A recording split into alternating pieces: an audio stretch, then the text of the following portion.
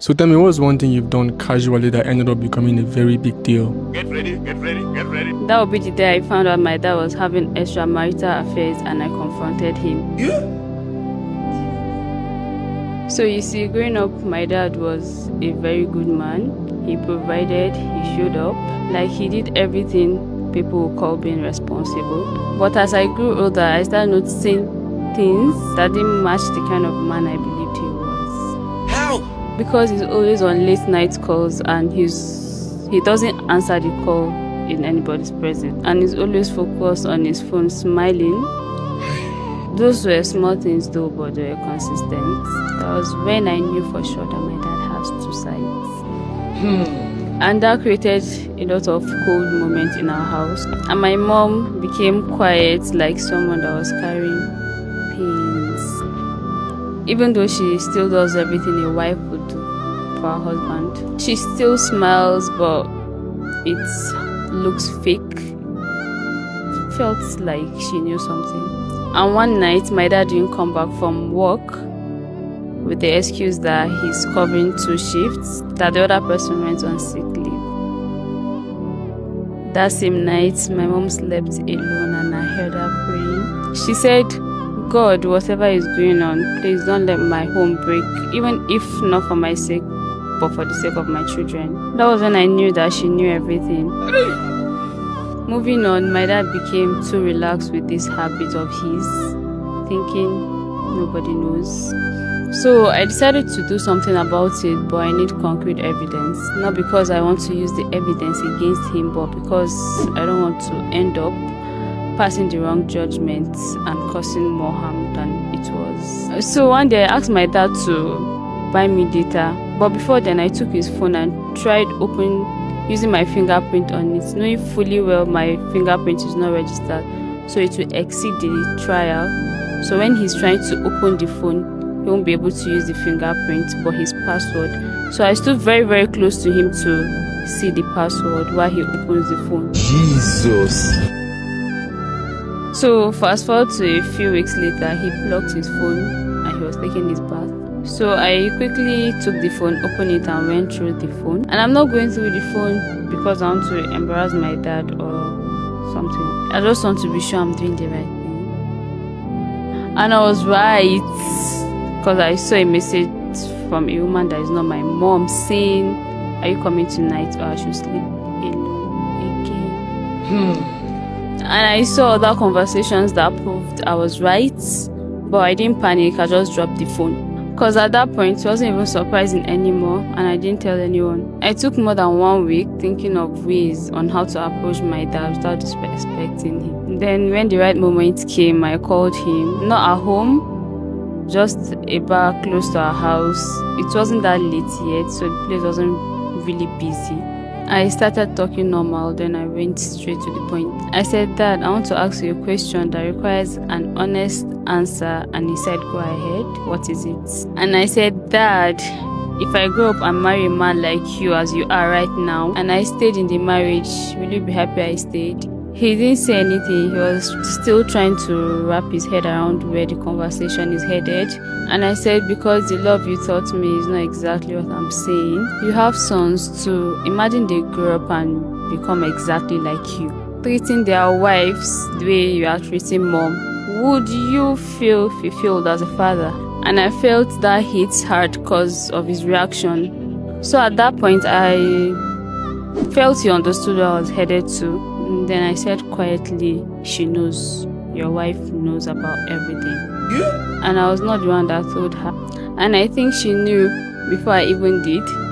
See, I don't give that man any space to even explain. I just told him she knows. She just chose to be quiet. Because I once heard her praying about it. At that point, I saw confusion, shame, and regret all over him. I told him, you're not just hurting her, but you're confusing me as well. Because if I accept this from any man tomorrow, it's because I learned this from you. So when I finished, he was already crying, but he was trying to suppress it because we're in public. So I hugged him and I said to him, "You are a good father and a good husband, but this is not you," and I left. So after that day, he became very, very quiet and cold, that anybody could tell something is eating him up.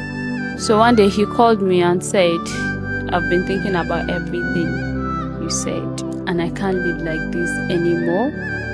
What do I do?" And I told him the only way out is to face it, and you have to confess to mommy yourself. He said he has been thinking about it too, but he didn't know how to start. So I told him not to worry, we'll go together, and he agreed. So one Saturday, my younger brothers went out. Then he came to me and said he was ready, and we went to my mom together. And the moment we went there, my dad knelt down, and I immediately knelt down beside him. At first, he couldn't even talk. Then he eventually started talking. I can't accurately say everything, but I'll try my best not to mislead your audience. Let's have it. Let's have it.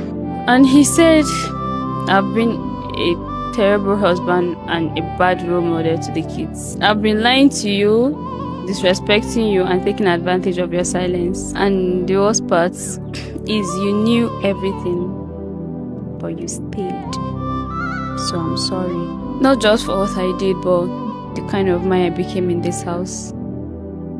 I know I failed you and the kids, but I don't want to be that man anymore. So please just give me one chance to right my wrongs. And I promise you I'm going to use my remaining life to prove to you that this apology is real." At that point, I couldn't hold myself anymore. When I cry pass.